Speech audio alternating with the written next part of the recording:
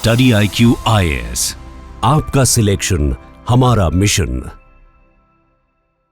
नमस्कार दोस्तों, मैं हूं डॉक्टर पंकज मिश्रा और स्वागत है आपका स्टडी IQ IAS हिंदी पर। दोस्तों, भारत के करोड़ों लोगों के लिए FD, सेविंग अकाउंट, लोन और फाइनेंस कंपनी सिर्फ एक शब्द नहीं होता है, ये उनकी जिंदगी की मेहनत, सुरक्षा और भविष्य का भरोसा होता है।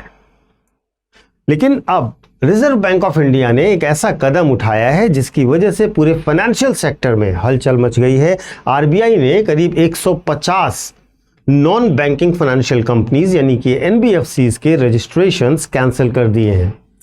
इसमें लगभग 67 फर्में ऐसी हैं जो दिल्ली की हैं, 75 फर्म्स वेस्ट बंगाल को बिलोंग करती हैं। और इसके साथ ही साथ एक सबसे बड़ा प्रश्न जो आम जनता के मन में उठ रहा है कि क्या इन फर्म्स में, इन जो NBFCs हैं, इनमें जो हमारी FD है, क्या वो बचेगी या डूब जाएगी? जो हमारा पैसा है वो बचेगा या डूब जाएगा? और सबसे इंटरेस्टिंग सवाल, जो हमने इनसे लोन लिया था, क्या वो हमें चुकाना पड़ेगा या माफ़ हो जाएगा? तो दोस्तों, आज हम सिर्फ एक ब्रेकिंग न्यूज़ पर नहीं, इन सारे मूलभूत प्रश्नों पर चर्चा करने जा रहे हैं। हम समझेंगे कि RBI ने यह कदम उठाया क्यों, और उसके पहले समझेंगे कि ये NBFCs होते क्या हैं। और दूसरी चीज़, आपकी जमा पूंजी जो NBFCs में है, क्या वो खतरे में है? क्या भारत किसी नए वित्तीय संकट की ओर तो नहीं बढ़ रहा है? और सबसे बड़ा सवाल कि क्या अब आम आदमी को भी बैंक और NBFCs का फ़र्क बहुत ठीक से समझना होगा। तो सबसे पहले जो चीज़ समझते हैं वो यह है कि NBFCs होती क्या है। NBFC यानी कि नॉन बैंकिंग फाइनेंशियल कंपनीज, गैर बैंकिंग वित्तीय संस्थाएं, ये बैंक नहीं होते लेकिन बैंक के कुछ कार्य करते हैं। ये सारे कार्य बैंक के नहीं कर सकते। जैसे कि कुछ काम में, जैसे कि कोई NBFC होगी जो लोन देती होगी, कोई होगी जो EMI फाइनेंसिंग करती होगी, कोई व्हीकल लोन देती होगी, कोई गोल्ड लोन देती होगी, कोई माइक्रो फाइनेंस करती होगी, कोई बिजनेस लोन देती होगी, कोई रियल एस्टेट की फंडिंग करती होगी। तो इस प्रकार कुछ अलग अलग कामों के लिए अलग अलग NBFCs होती हैं। भारत में लाखों लोग और छोटे व्यापारी NBFCs पर निर्भर हैं, क्योंकि बैंक्स अक्सर उन्हें आसानी से लोन नहीं देते हैं। इसीलिए NBFCs को भारत की शैडो बैंकिंग सिस्टम भी माना जाता है।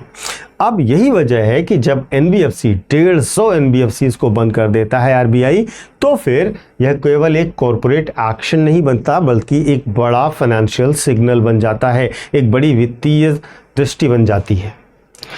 इकोनॉमिक टाइम्स और कई रिपोर्ट्स में मैंने देखा, वहाँ पर रिपोर्ट्स में कहा गया है कि कई NBFCs ऐसे थे इनमें जो लंबे समय से इनएक्टिव थे, नियमों का पालन नहीं कर रहे थे, सिक्योरिटी मेंटेन नहीं कर रहे थे, फाइनेंशियल रिटर्न्स जो होते हैं, जो वित्तीय रिटर्न्स होते हैं, उनको वो सबमिट भी नहीं करते थे। सब कुछ कागज़ों पे चल रहा था और बहुत फ्रॉड जैसी स्थितियाँ भी थी और इनकी वायबिलिटी पर भी शक था।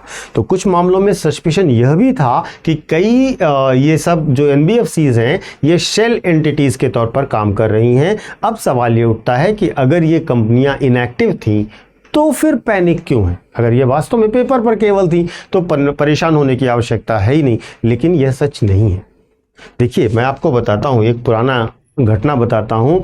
IL&FS जो क्राइसिस हुआ था, याद कीजिएगा, 2018 में IL&FS कोलैप्स हुआ था, जिसने पूरे के पूरे NBFC सेक्टर को हिला दिया था। उसके बाद DHFL क्राइसिस हुआ, यस बैंक का पैनिक हुआ, PMC बैंक कोलैप्स होता है, कोऑपरेटिव बैंक्स लगातार फेल होते रहते हैं। इन सब ने आम भारतीय को फाइनेंशियल इंस्टीट्यूशंस पर शक की नज़र से देखना सिखा दिया, और यह गंभीर शक है।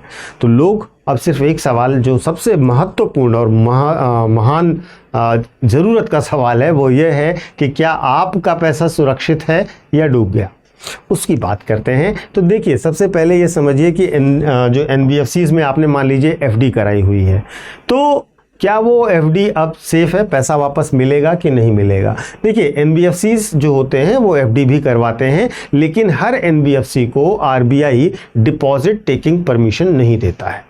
और सबसे ज़रूरी बात, जो बैंक की FD होती है और जो NBFC की FD होती है, इन दोनों में थोड़ा मूलभूत अंतर है। बैंक के डिपॉजिट्स जो होते हैं, जो आप बैंक में पैसा जमा करते हैं, वो DICGC के अंतर्गत इंश्योर्ड होता है। 5 लाख रुपए तक का आपको इंश्योर्ड होता है आपका पैसा। एक सीमा तक आपके पैसे डूबेंगे नहीं। लेकिन NBFCs में जो FD होते हैं, वो उनको कोई प्रोटेक्शन नहीं होती है। यानी कि अक्सर एनबीएफसीज जो हैं आपको ज़्यादा इंटरेस्ट रेट का वादा करते हैं, लोग उसी से अट्रैक्ट होते हैं और वहाँ पर एफडी करा लेते हैं, लेकिन वो पैसा कहीं इंश्योर्ड नहीं है। अगर एनबीएफसी डूबा या बंद कर दिया गया तो वो एफडी का पैसा डूब सकता है। यानी कि आपने ज़्यादा रिटर्न के लालच में ज़्यादा रिस्क ले लिया था। अब महत्वपूर्ण है, क्या पैनिक करने की ज़रूरत है या नहीं है? तो देखिए, सीधी बात है, पैनिक करने की ज़रूरत नहीं है। आरबीआई का यह कदम एक्चुअली क्लीन अप ऑपरेशन है। अगर मान लीजिए एनबीएफसी बंद हुई है तो वो अपनी देयताओं को चुकाने के बाद जो भी पैसा बचेगा उससे अपनी एफडी के पैसे को रिटर्न करेगी। आरबीआई का संदेश जो है वह भी यहाँ समझना जरूरी है कि कंपनीज अगर इनएक्टिव हैं, फेक कंप्लायंसेस कर रही हैं या फिर रेगुलेटरी स्टैंडर्ड्स जो विनियमन बनाए गए हैं आरबीआई के द्वारा उनको फॉलो नहीं कर रही है, तो उन सब को सिस्टम से बाहर जाना होगा, बंद करना होगा। और दूसरे शब्दों में कहें तो यह फाइनेंशियल सेक्टर की सफाई भी हो सकती है, लेकिन यहाँ पर एक बड़ा सवाल खड़ा होता है कि क्या भारत में जो एनबीएफसी का मॉडल है वो सस्टेनेबल है, वो ट्रस्टेबल है, क्या उस पर हम ट्रस्ट कर सकते हैं? तो भारत में एनबीएफसीज की स्थिति वास्तव में बहुत क्रिटिकल है। क्यों? क्योंकि छोटे शहरों में, ग्रामीण इलाकों में गरीब और मिडिल क्लास बोरोवर्स के लिए एनबीएफसीज ही क्रेडिट पहुंचाती हैं। अगर बैंक फॉर्मल इकोनॉमी है तो एनबीएफसीज एक तरीके से आप समझिए लास्ट माइल इकोनॉमी है। आम जनता तक, कमज़ोर लोगों तक इनके माध्यम से सपोर्ट भी पहुंचता है और लोग अपनी फाइनेंशियल ग्रोथ भी इंश्योर करते हैं।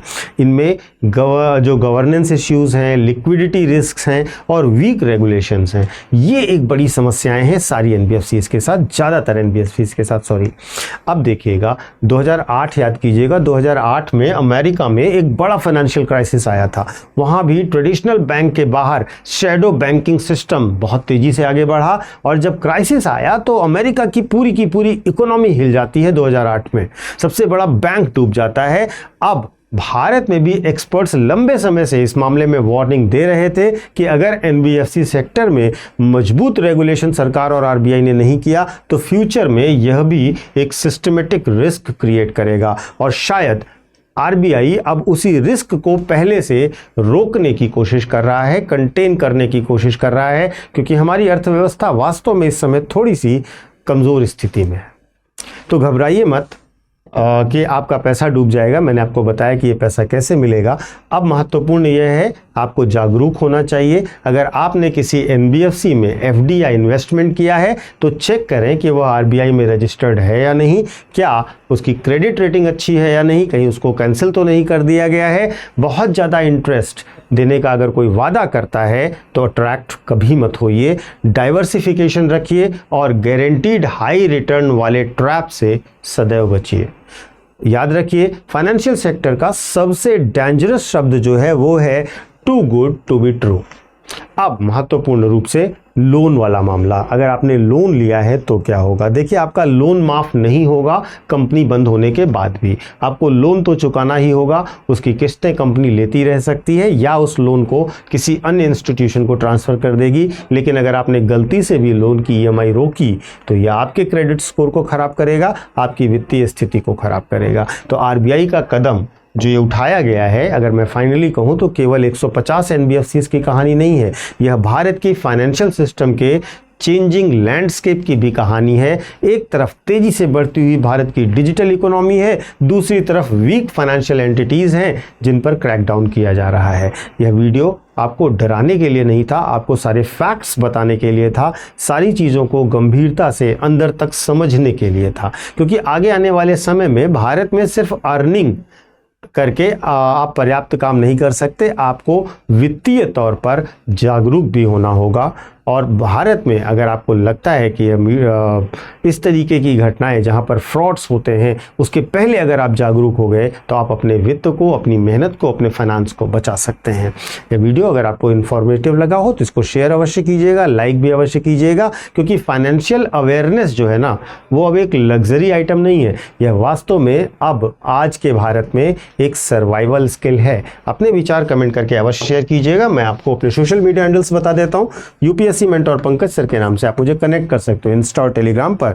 यहाँ पर आपको मेरे सारे वीडियोस के लिंक मिल जाएंगे। और इसके साथ साथ जो बच्चे यूपीएससी की तैयारी करना चाहते हैं वो हमसे कनेक्ट कर सकते हैं। अगर आपका लक्ष्य 2027 है, 2028 है या 2029 है तो जल्द से जल्द हमारे बैचेस को ज्वाइन कीजिए, क्योंकि हमारे बैचेस में आपको 20 मई से न्यू बैच स्टार्ट हो रहे हैं। बेहतर डिस्काउंट, 18 बुक का सेट, रेगुलर क्लासेस, मेंटोरशिप और ढेर सारी सुविधाएं दी जा रही हैं। इन सब की डिटेल्स आप डिस्क्रिप्शन बॉक्स में दिए गए लिंक पर जाकर या हमारे ऐप या वेबसाइट पर जाकर देख सकते हैं। और सबसे बड़ी बात, कोर्स खरीदने से पहले अगर आप पीके लाइव कोड का इस्तेमाल करेंगे तो आपको मैक्सिमम डिस्काउंट अप्लाई हो जाएगा। Thank you so much. जय हिंद। स्टडी IQ IAS, आपका सिलेक्शन हमारा मिशन।